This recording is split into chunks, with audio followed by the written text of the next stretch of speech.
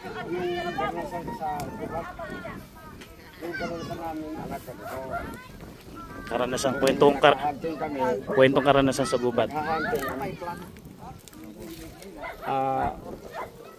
Yung ganon, tapos maghiwa kami. Yung atay, bago kumain, yung laman niya, yung atay, iatang sa yali sa Gubat? bata, yung ganon. Yung atay niya ba, sa ulo, ganon. Ilagay yung atay doon. Ilagay ko na yun. Oo, alay yun. Bago ko kumain, ialay pa yung atay. So, pati yung balat niya. Oo, iyaw. Ialay. Para saan yun, tay? Pag ialay na, hindi na kumain. Bawat naghahunting, walang ano yan, walang mintis, makakahunting din. Pag hindi ka nagpakain ng ito, wala, hindi pa kita Hindi makakahuli. hindi ka makakahuli. Tay, ang pinakamatindi namang karanasan sa gubat, yung naranasan ko, Nicole. Palagi ko naranasan din ni Patrick to eh. Dalawa kami nakaranas siguro na ito. Kasi si Patrick mas matanda sa'yo, no? Minsan kasi, pumunta kami sa gubat nila tatay. Marami kami. Pumunta tayo sa gubat, tay. Di ba pumunta ako sa gubat mag-isa? Gabi, madilim. As in talagang mag-isa ako. Ang nilakad ko, ang layo. Siyempre, tataas ang puno, yung mga huni ng ibon.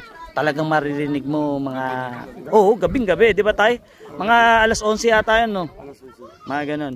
Gabing-gabi, maririnig mo yung mga huni ng ibon saka mga iba't ibang huni ng mga hayop.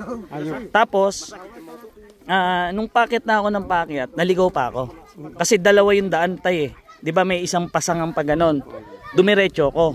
Ngayon dead end. Ang itaas doon, bundok na talaga. Ngayon bumalik ako. Kasi nga naligaw ako eh. Inaanap ko yung tamang daan. Hindi na napunta ako doon sa tamang daan, napagod ako. Umupo ako. Namenga ako, umupo ako. Tapos, nung pag-upo ko, doon na. May sumisitsit na sa akin. Ang sabi tayo, shh, shh, shh, ganun ng ganun. Sitsit na ng sitsit. Oo, ako lang, mag-isa lang ako. Sabi, shh, shh, Ogi, 150. Naranasan mo rin yung pat, no? No, ilang beses ka nasitsitan? Marami po. Magkano bigayan, 150? Ang isa po, 200. Pisa 200. Eh pa, biroan lang naman po namin yan. Dito kasi tayo sa mga kababayan natin. Eto, baka naranasan mo rin yun eh. 150. Kung napansin nyo, dalawa lang po yung manok na niluto. Lahat naman po ng bahay binigyan na natin. Kumbaga, ito eh, ulamin lang ng mga nagluto. And then yung mga nasa bahay may kanya-kanyang luto. Alam nyo na ngayon. Ikaw, Nicole, naranasan mo na yun? Di ba dito eh? Yung may sisitset, tapos sasabihin 150. Ay, yung mga nakakalam nun, ano? Legend lang nakakalam nun, di ba, Pat? Legend lang.